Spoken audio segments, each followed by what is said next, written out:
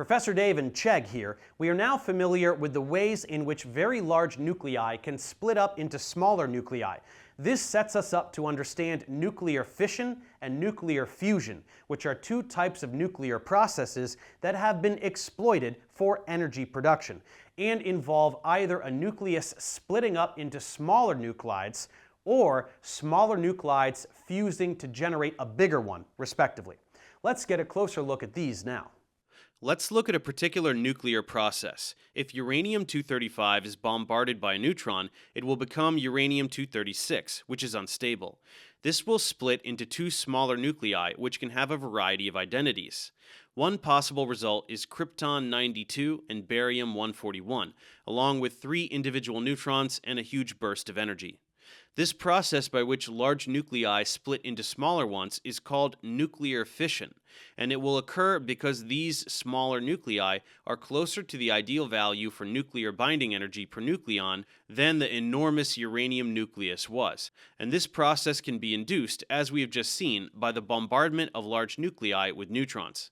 Here are other ways a uranium nucleus can decay by nuclear fission.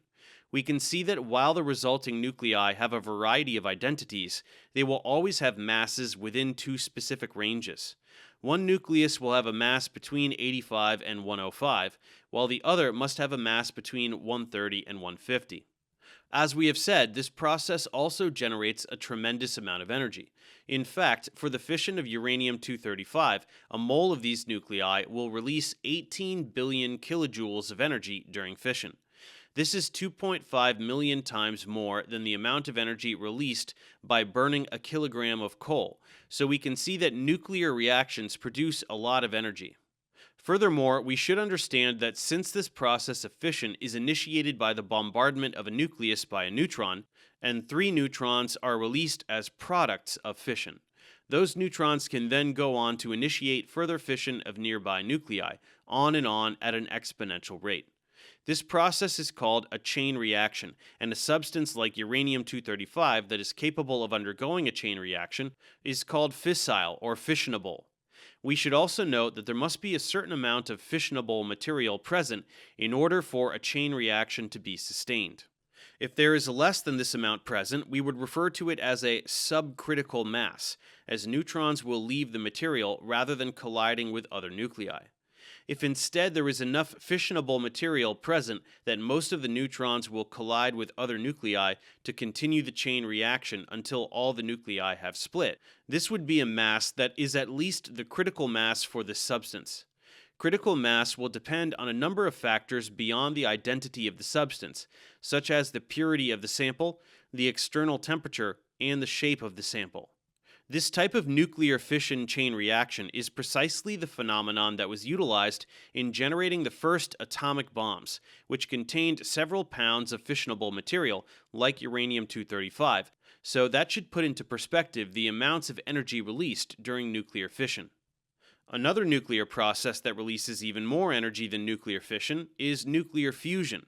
This is where nucleons, or small nuclei, fuse together to make a larger nucleus, and in this process, some of the mass of the nuclei is converted to energy.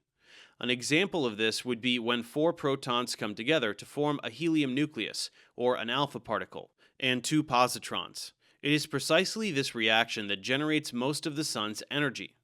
Nearly 1 trillion kilojoules of energy are produced when just 1 mole of helium nuclei are produced, and this is about 20 times the energy produced when 1 mole of uranium nuclei undergo fission, and over 3 million times the energy produced when a mole of octane combusts. So, nuclear fusion is clearly the most powerful source of energy we are aware of in our solar system. Heavy isotopes of hydrogen, like deuterium and tritium, which are hydrogen 2 and 3 respectively, can also undergo fusion to form alpha particles and neutrons. Fusion reactions require incredibly high temperatures, because the particles must be accelerated to incredible speeds so that they can get so close together that the electromagnetic repulsion between them can be outweighed by the strong nuclear force, so that they will fuse together. That's why fusion happens so easily inside the Sun, because the Sun's core is much hotter than the 15 million degrees Kelvin or so that are required for fusion reactions to initiate. At this temperature, matter can't exist as atoms or molecules. It will simply become plasma, which is just a soup of subatomic particles. The immense energy formed in nuclear fusion has been harnessed in fusion bombs, but rather than such destructive technology, we can also build nuclear fusion reactors. These can generate even more power than fission reactors.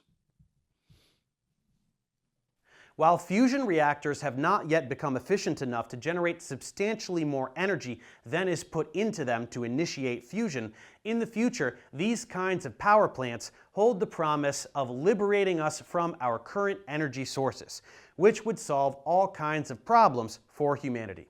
Professor Dave for Chegg. See you next time.